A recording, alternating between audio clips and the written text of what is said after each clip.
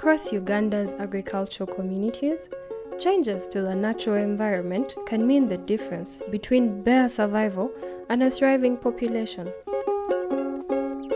As rising temperatures, prolonged dry spells, and varying rainfall have affected crop yields and the availability of water to raise livestock, many communities are struggling to cultivate food for their families and generate income for everyday expenses like school fees. Nowhere is this climate pressure felt more directly than in the search for fuel and energy, particularly biomass like firewood and charcoal.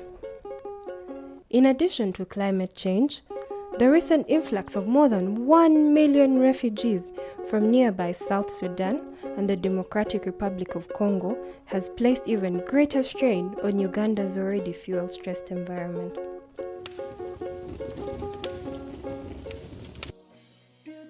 To build resilience in refugee settlements, host communities and rural districts struggling with fuel and energy access, International Lifeline Fund, ILF, and the United Nations World Food Programme, WFP, formed a partnership to implement a safe access to fuel and energy pilot project over 6 months known as SAFE.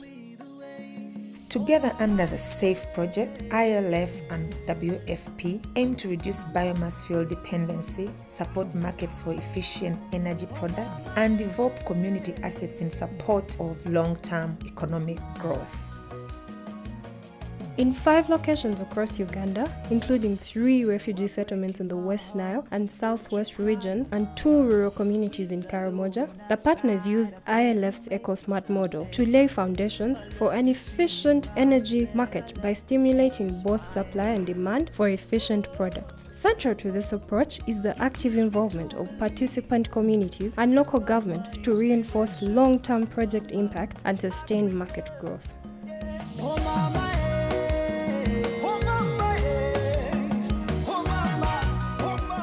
The EcoSmart model offers a 3-sided approach for supporting safe access to fuel and energy markets. First, we construct community assets in the forms of local kilns and energy kiosks, critical infrastructure that deliver the supply of efficient energy products to end users. Second, we build brand awareness and demand for safe access to fuel and energy through household training, promotional stove distributions, radio advertisement, and community events sponsored by EcoSmart. And finally, we position communities to earn income by meeting this demand as local energy entrepreneurs. This involves training teams of refugees as well as local Ugandans to participate in the EcoSmart model as kiosk staff, kiln operators, community trainers, and future stove vendors. Already, for example, we are seeing early indicators of success through sales from energy kiosks and engagement of new stove vendors in Changwali refugee settlement and Nakapilipiliti town.